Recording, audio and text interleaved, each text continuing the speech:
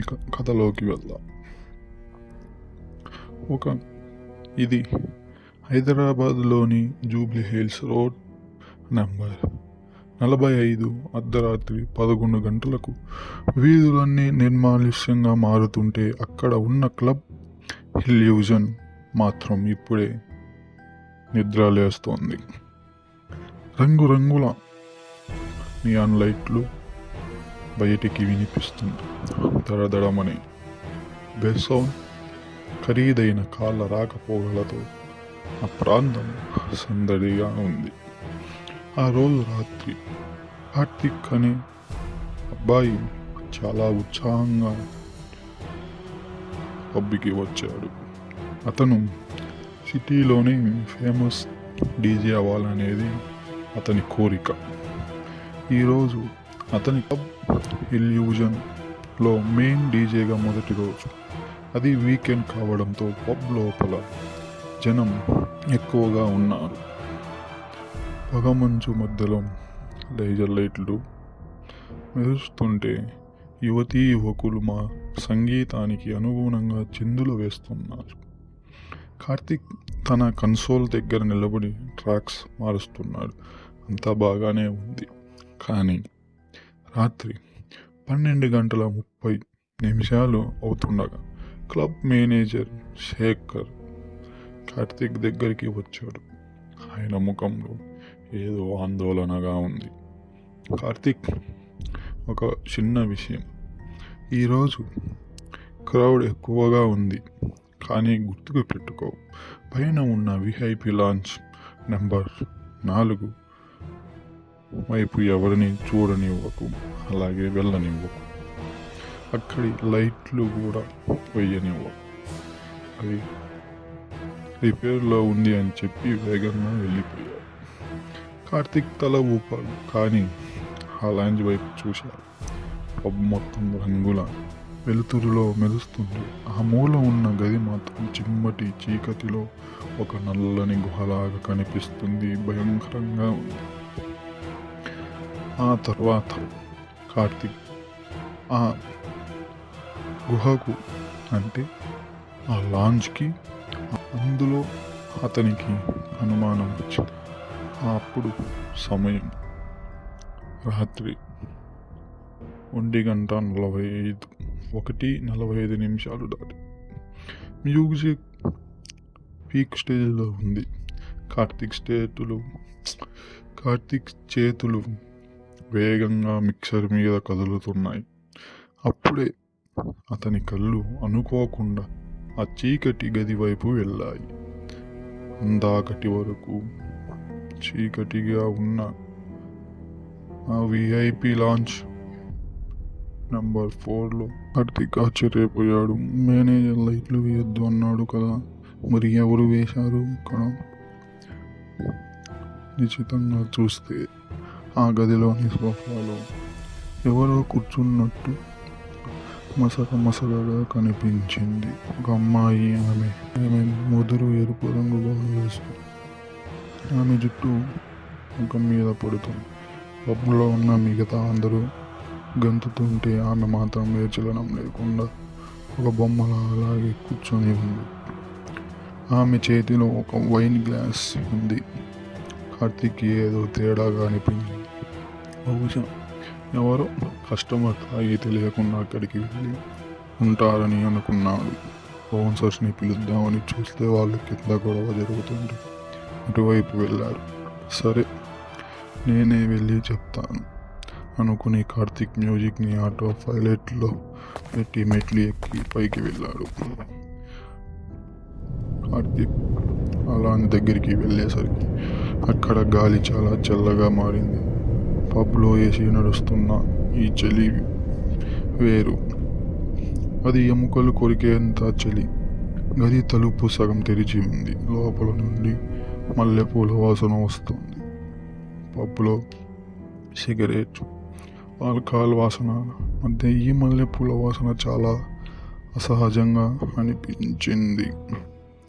Hello madam, ఈ area close చేసి please కిందకు రండి. అన్నాడు కార్తీక్. ఆ అమ్మాయి కదలలేదు. నెమ్మదిగా తలను తిప్పి కార్తీక్ వైపు చూసింది. ఆమె చాలా అందంగా ఉంది, కానీ ఆమె కళ్ళు అవి చాలా లోతుగా జీవం లేనట్టుగా ఉన్నాయి. ఆమె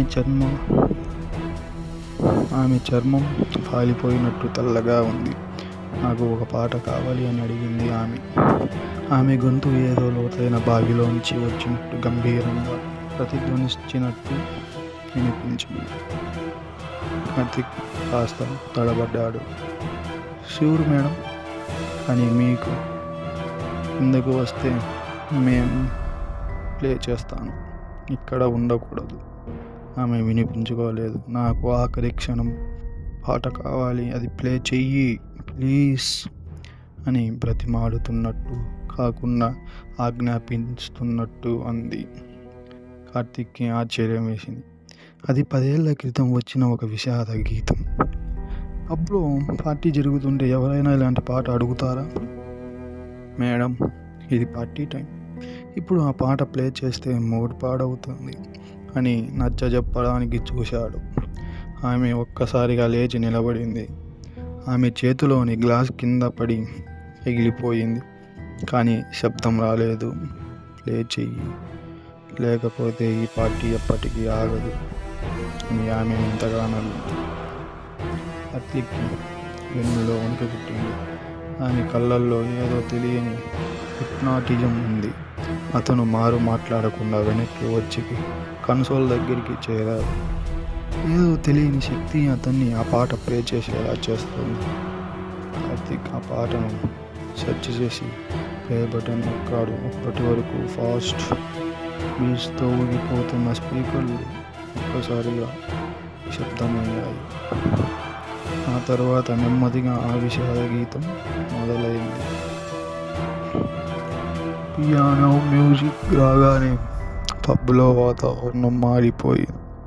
అందరూ డ్యాన్స్ చేయడం ఆపేశారు. కానీ విచిత్రం ఏమిటంటే ఎవరు అరవలేదు, ఎవరు విజిల్స్ వేయలేదు. అందరూ విగ్రహాల్లో నిలబడిపోయారు. లైట్లు ఆగిపోయాయి. కేవలం విఐపి లాంజ్ నెంబర్ 4 మీద మాత్రమే ఒక స్పాట్ లైట్ పడింది. కార్తీక్ పైకి చూశాడు. ఆ అమ్మాయి ఇప్పుడు సోఫాలో లేదు. ఆమె బాల్కనీ రైలింగ్ మీద నిలబడి ఉంది. కింద ఉన్న జనం వైపు చూస్తూ నవ్వుతోంది. అప్పుడు కార్తీక్ గమనించాడు. ఆమె కాళ్ళు గాలిలో గుండె వేగం పెరిగింది. మ్యూజిక్ నడపడానికి ప్రయత్నించాడు, కానీ సిస్టమ్ జామ్ అయిపోయింది. స్క్రీన్ కలర్ టైం చూపిస్తుంది. కార్తీక్ భయంతో పక్కనే ఉన్న సీనియర్ బార్టెండర్ రఘు దగ్గరికి రఘుబాయ్, ఆ అమ్మాయి సిస్టమ్ పని చేయడం లేదు, ఏంటి అరిచాడు. ముఖం తెల్లబడింది. అతను వణుకుతున్న చేతితో గోడకున్న గడియారం వైపు చూపించాడు. గడియారం సమయం దగ్గర ఆగిపోయింది. కార్తీక్, నువ్వు ఆ పాట ప్లే చేయకూడదు. ఈరోజు డిసెంబర్ 13 కదా అన్నాడు రఘు గొంతు వణుకుతుండగా. అవును, ఏమైంది?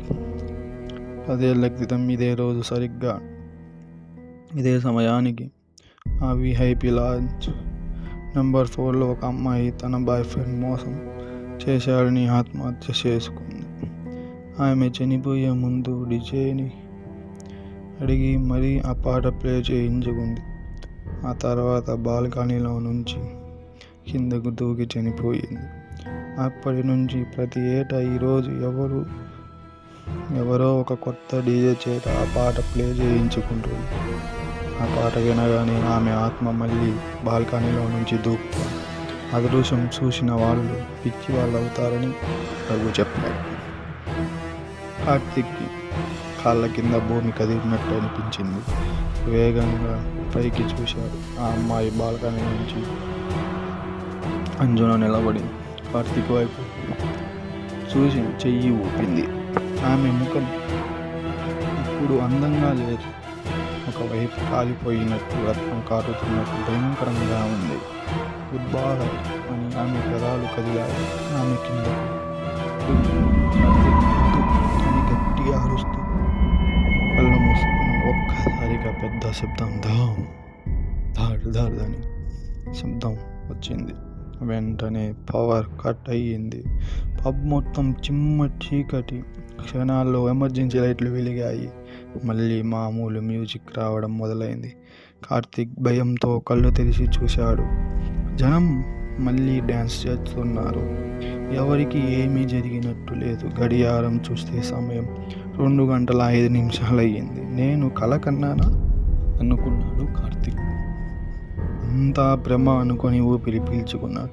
కన్సోల్ దగ్గరికి వెళ్ళి నీరు తాగాడు. అప్పుడు అతని కన్సోల్ టేబుల్ మీద ఒక టిష్యూ పేపర్ కనిపించింది. దాని మీద ఎర్రటి లిప్స్టిక్తో ఒక మెసేజ్ రాసి ఉంది.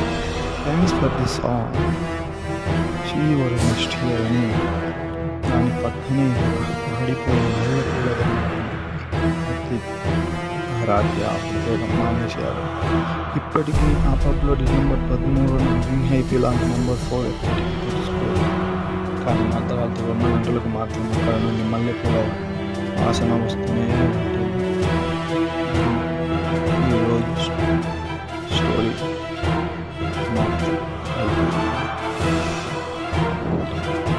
స్టోరీ నచ్చినట్లయితే సబ్స్క్రైబ్ మరియు లైక్ అండ్ షేర్ చేయండి. బాయ్.